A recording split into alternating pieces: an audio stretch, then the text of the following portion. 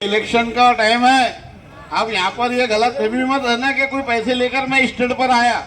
उनका इलेक्शन है क्योंकि कौम मुसीबत में है, इसलिए मैं भी क्या और तुमको भी बगैर पैसे के काम करना है क्योंकि क्या। हेलो, दूसरी बात कैसा है, अभी हालत खराब है देश के अंदर, इसलिए मजबूरी के अंदर अभी कांग्रेस और शिवसेना जो उद्धव ठाकरे की है और राष्ट्रवादी है, इसकी युति होने की वजह से, हालात खराब होने की वजह से पूरे देश के अंदर जिस तरीके से हालात चल रहे, वो हालात की वजह से, देखने की वजह से मशाल को वोट देना है। नहीं तो कांग्रेस भी वही पार्टी है, भाजपा भी वही है, शिवसेना भी वही है। हम मुसलमान के लिए कोई आवाज नहीं उठाते क्योंकि हमें ना इत्तेफाकी हो चुकी है, हमारी कौम जो है तो मुर्दा हो चुकी है। 1% जो है सिख भाई, आज उन पे जुल्म होता है तो हजारों लाखों सिख एक रोड पर आ जाते, मगर अपने मुसलमान रोड पर नहीं आते।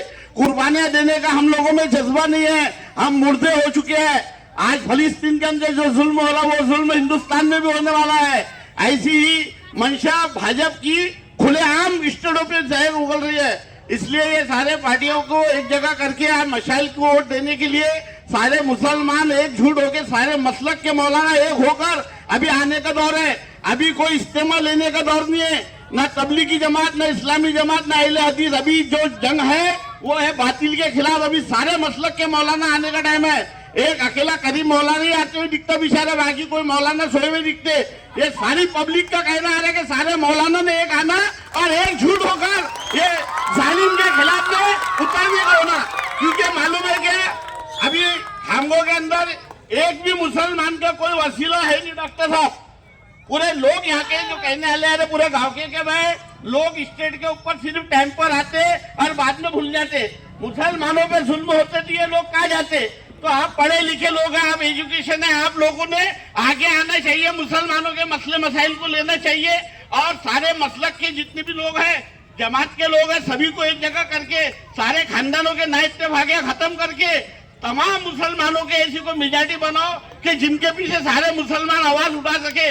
कई मुसलमान पे जुल्म हुआ तो अकेले बेचारे महरूम हो जाते, कोई आगे नहीं आता। यहाँ पे सब लोगों का कहना है, वो कहने की बात मैं मेरे दिल से कह रहा, मैं ये सब लोगों का कहना है ना भाइयों, ये मुसलमानों का वसीला तैयार करो, ये फिरकों में बंटना बंद करो।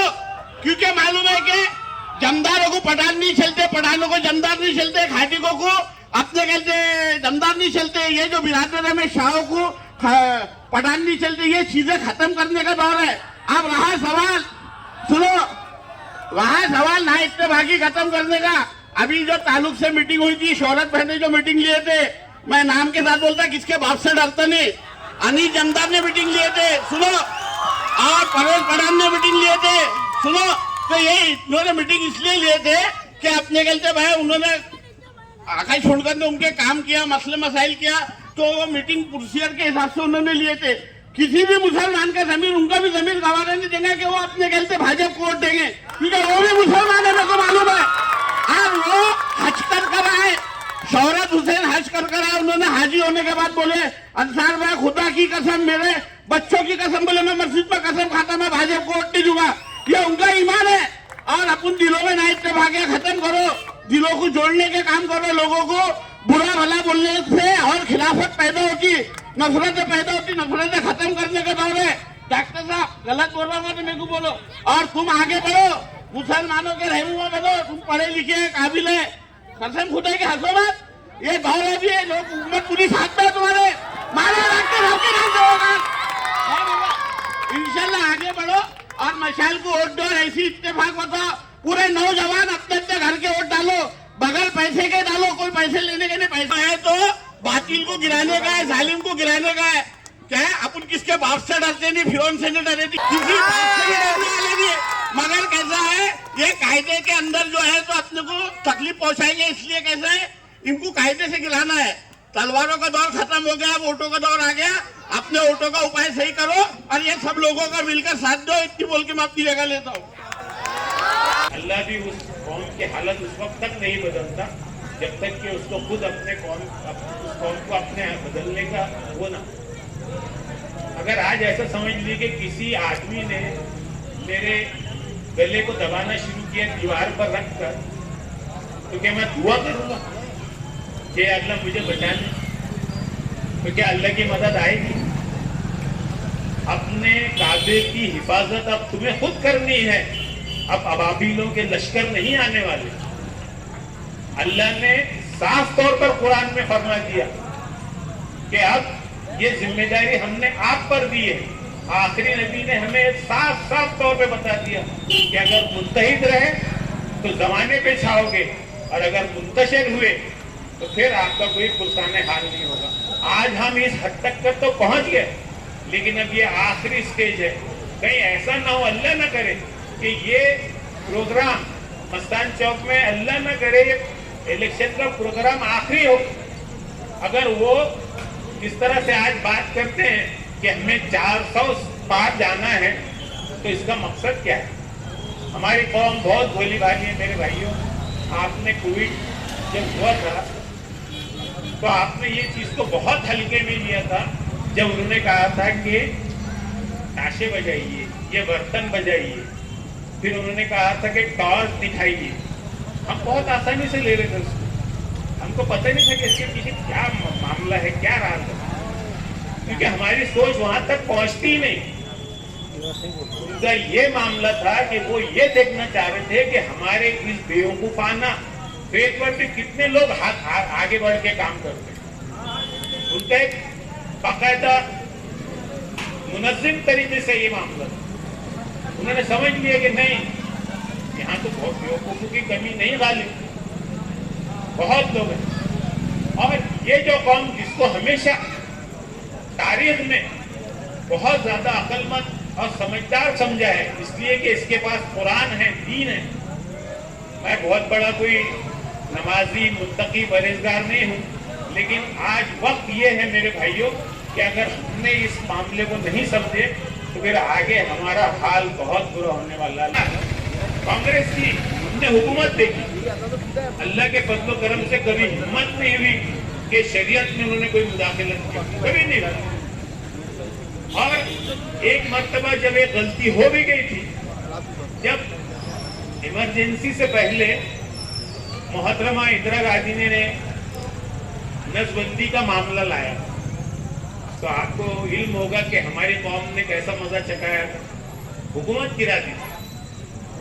तो आज भी मौका वैसे ही है। अगर हम आज लोग अपने इस हालात को नहीं समझे, और जिस तरह से मैं ये देखता रहता हूँ कि हर वार्ड में, अरे वो क्या सबसे बड़ा है, अरे क्या उसके पीछे सब है, अरे क्या उसके पीछे सब है, हम किसी को लीडर मानने को ही तैयार नहीं।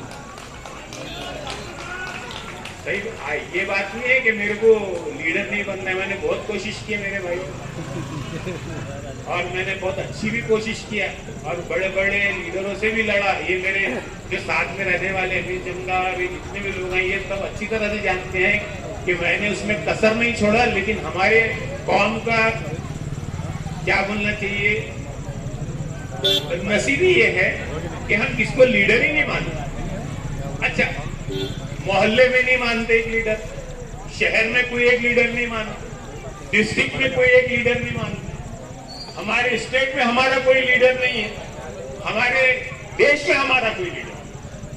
वो बेचारा एक ओवैसी है जो आपके मामला को लेकर उठता है, पीछे दिखाई जाए।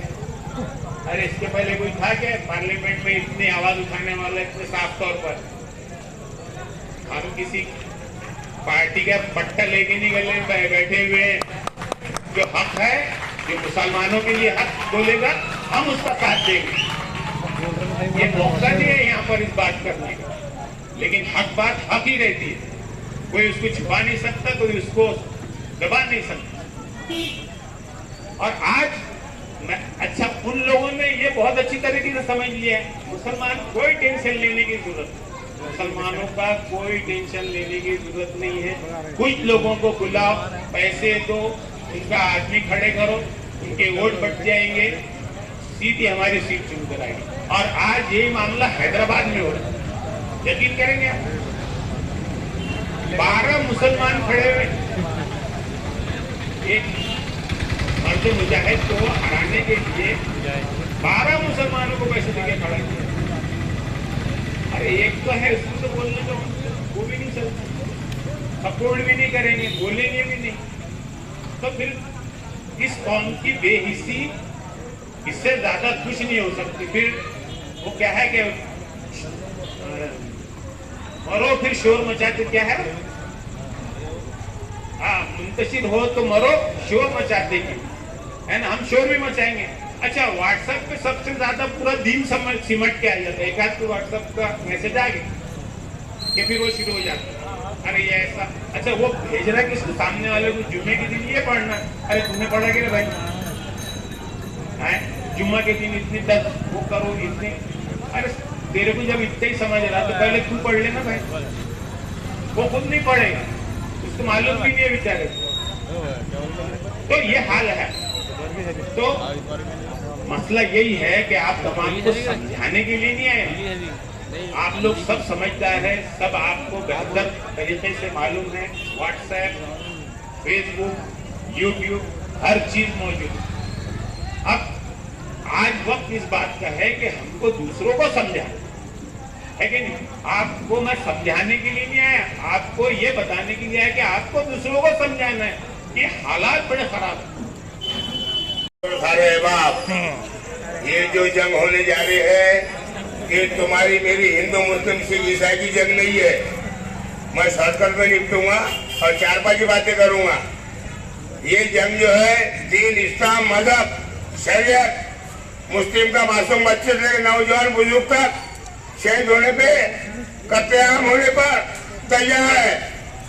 तो अपने को उनसे कोई तलवार की जंग नहीं लड़ रहा है, अपने को उनसे कोई हाथ पांव की जंग नहीं लड़ रहा है, अपने को उनसे कायदे की जंग लड़ रहा है। कायदे से कायदे का काम करो, पुरुषों के दायरे में रह के काम करो।